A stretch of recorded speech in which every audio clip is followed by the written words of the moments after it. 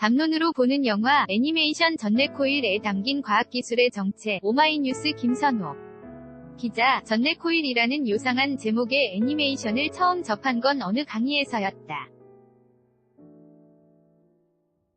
강의 제목은 기억이 안 나지만 디지털 매체를 주제로 한 발표였다는 것만은 확실하다. 다른 조의 발표였는데 나는 강의실 맨 앞에 앉아 조용히 경청 중이었다. 세부 주제는 AR 이 매체에 어떻게 접목될 수 있는지에 관한 것이었다. 그리고 발표자가 예시로 든 건 포켓몬고 소드 아트 온라인 이었다. 널리 알려진 콘텐츠라 그다지 구미가 당기지는 않았다. 오히려 예시를 소개한 후 이어질 발표자의 해석을 기대했다.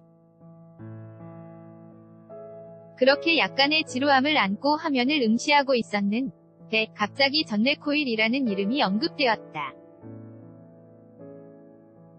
발표자는 이 만화가 AR 기술을 배경으로 한다며 아주 짧게 짚고 넘어갔다. 한 5초쯤이었나?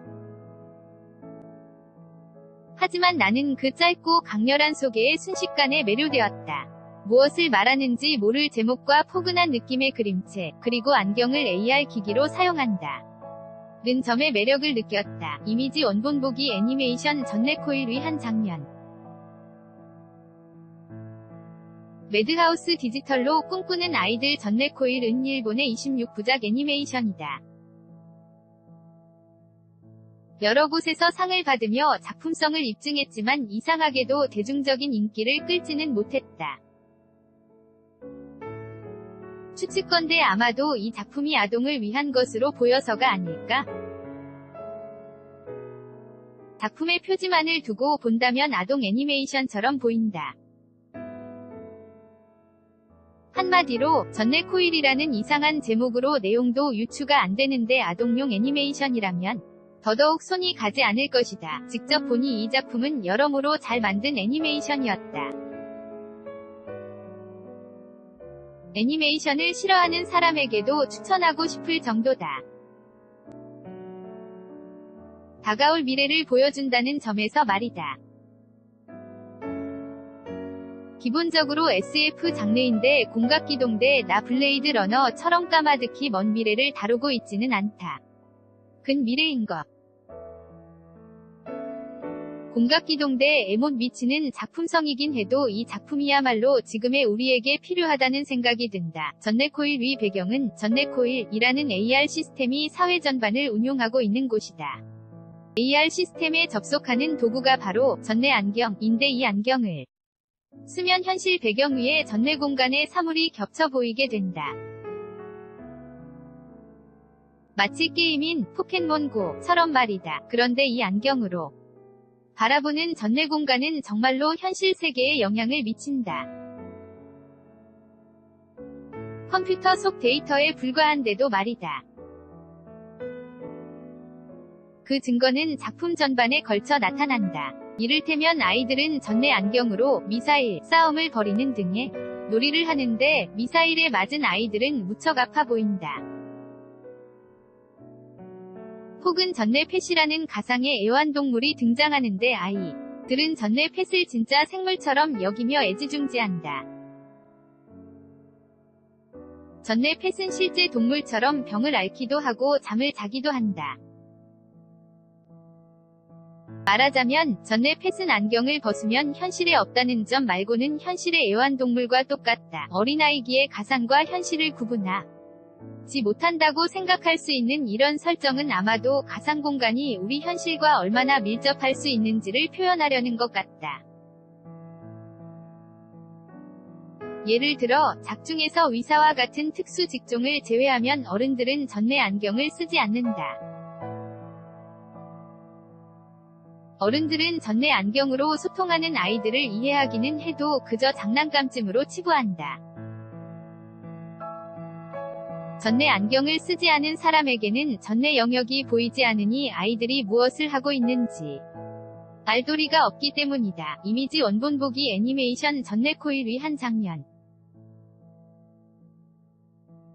매드하우스 아이들의 상상력. 말하자면 전내 안경은 현 실에 없는 걸 구현한다 는 점에서 상상의 영역이다. 그게 바로 아이들만이 전내 안경을 쓰는 이유다.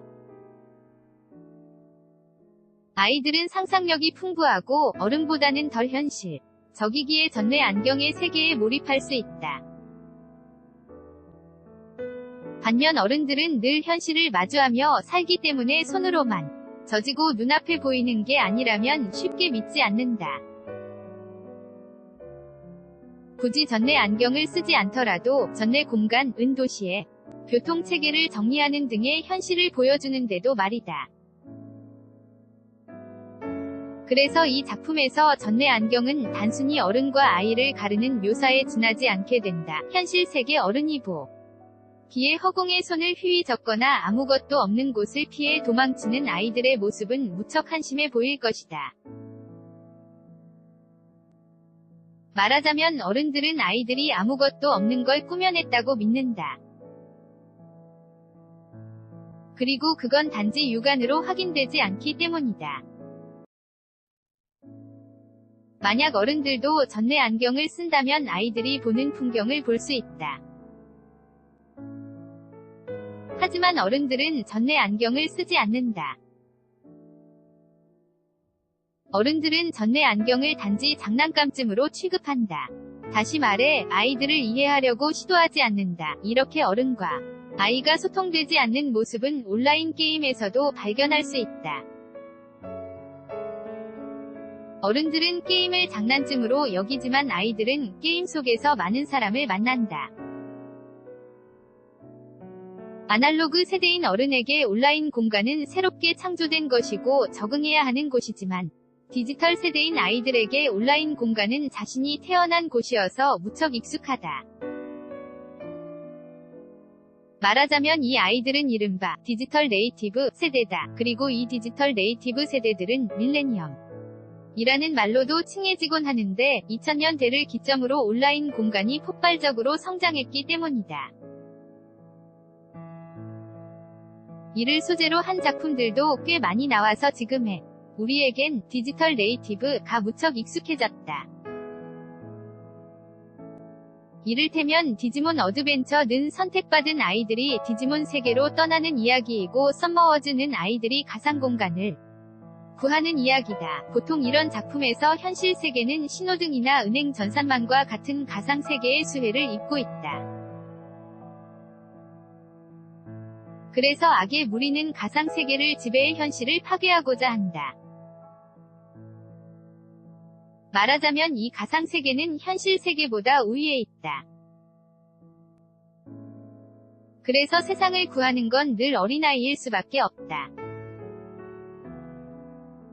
오직 어린아이만이 이 가상세계를 인정하고 받아들이기 때문이다. 혹은 그게 아니더라도 디지털 네이티브 세대가 아날로그 세대보다 가상세계를 더 잘 이해하는 게 당연하다. 말하자면 다가올 미래는 어린아이에게 달려있다는 것이자 현실은 상상을 이길 수 없다는 것이기도 하다. 과학기 술의 양면, 그리고 진실 그런 맥락에서 전내 공간의 일이 현실처럼 묘사되는 이 작품은 어린아이의 시점이다. 여러 설정에서 SF 판타지 장르로 보이기도 한다. 말하자면 이 작품은 과학을 보여주지만 그것을 마술처럼 표현한다. 이것은 아무것도 모르는 상태에서는 과학과 마법이 별반 다를 바가 없다고 말하는 것 같다. 일본 애니메이션들은 아무것도 모르는 과학은 마술이나 다름없다 고 말하는 경향이 있다. 우리에게 익숙한 것을 꼽자면 강철의 연금술사, 신비한 바다의 나, 디아, 천공의 성 라푸타, 바람 계곡의 나우시카 등이다. 이런 작품들은 과학은 편리하지만 악용하면 큰 위협이라는 주제의식을 전파했다. 전내코일에서도 그 주제의식이 약하게 드러나 있다. 전내 안경은 아이들 3명 중 2명이 갖고 있을 정도로 흔한 도구인데 그로 인해 아이들은 메타버그와 반짝버그라는 전내물질에 사로잡혀 살아간다.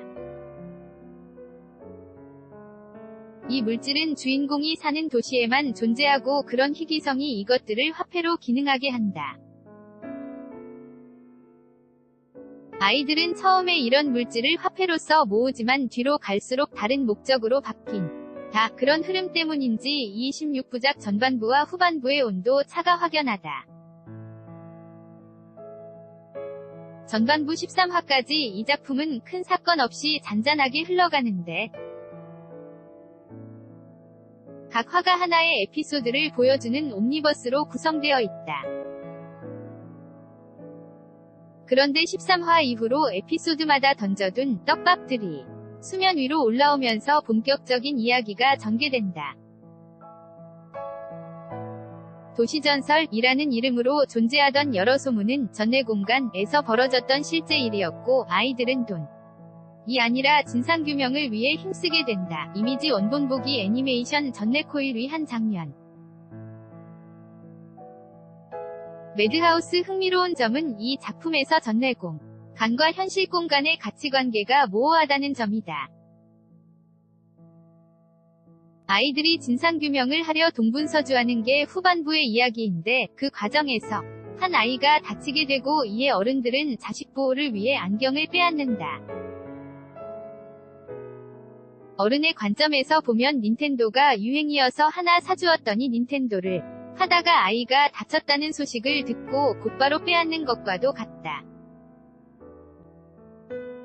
말하자면 어른들에게 전내 안경, 전내 공간은 그저 기술의 일종 일 뿐이며 삶을 윤택하게 할 도구 그 이상 이하도 아니다. 그래서 어른들은 아이들의 안경을 압수하면서 진짜는 현실에 있어 라고 말한다. 전내 펫은 그저 가짜일 뿐이고 진짜 살아있는 동물은 지금 이곳에 있다고 말이다. 여기까지만 보면 이 작품은 기술에 사로잡힌 아이들에게 현실로 돌아오라 종용하는 것처럼 보인다.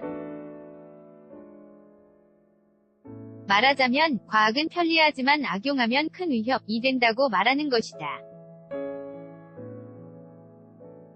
도시 전설이라는 호기심을 위해 편리한 기술을 활용한 대가로 한 아이가 죽었고 이에 슬픔에 빠져 부모의 말에 동의하는 주인공은 다음과 같이 말한다. 슬픔을 느끼는 건 뇌가 있어서이지만 그 슬픔은 심 장박동을 통해 확인되므로 현실 세계가 진짜라고. 이 대사를 통해 주인공은 현실 세계를 전내 세계보다 우위에 놓는다. 지금 이 현실이 없다면 전내 세계 또한 없었을 것이라고 말이다. 심장이 뛰지 않는데 어떻게 생각을 할 수 있느냐는 것이다. 앞서 말했듯이 전내 세계를 꿈으로 가정하고 현실 세계를 현실로 가정한다면 위의 대사는 꿈은 현실을 살아야만 꿀 수 있다. 는 것일 테다. 그런데 이렇게 되면 전내 세계로 도시 전반을 통제하는 신호 등이나 증권거래소와 같은 도시의 성격과는 정반대가 된다. 말하자면 현실 세계는 이미 꿈에 의해 통제되고 있는데 어른들은 반대로 알고 있다. 결국 도시를 지배하는 건 현실이 아니라 꿈이다. 그래서 이 작품에서 어른들의 말은 해답이 되지 못한다. 어른들이 현실을 직시하는 건 도시 전반을 거스르는 행위이기 때문이다. 반대로 아이들이 꿈을 꾸며 살아가는 건 이 도시에서 지극히 당연한 행동이다. 그래서 꿈의 접속기, 전내 안경은 오직 아이들만이 쓸 수 있다. 그리고 이것은 아이들을 통해 기술을 긍정하는 것이기도 하다. 이 작품에서 도시전설의 음모를 만들어낸 건 어른이고 기업이다. 이 작품에 나오는 어른들은 모두 착하지만 정작 보이지 않는 곳에서 도시전설을 만들어낸 어른들은 나타나지 않는다. 말하자면 이 작품은 착한 사람만이 있고 나쁜 사람은 있기는 하지만 보여주지 않는다. 이때 아이들이 착한 어른과 합세해 무찌르는 건 나쁜 어른이다. 그 나쁜 어른들은 현실이 꿈보다 낫다고 말하며 기업의 이익을 위해 움직인다. 하지만 이 착한 어린이들은 꿈은 현실에 대한이나 망상이 아니라 그 자체로 하나의 현실이라며 목소리를 낸다. 이전의 기술은 꿈의 기술이나 현실의 돈벌이 수단이 아니라 이제는 일상 속으로 스며든 현실일 뿐이라고 말이다. 저작권자 시 오마이뉴스 시민 기자 무단 전제 및 재배포 금지 오연호의 우리도 사랑할 수 있을까? 바로가기 이 기사가 마음에 드셨다면 오마이뉴스 응원하기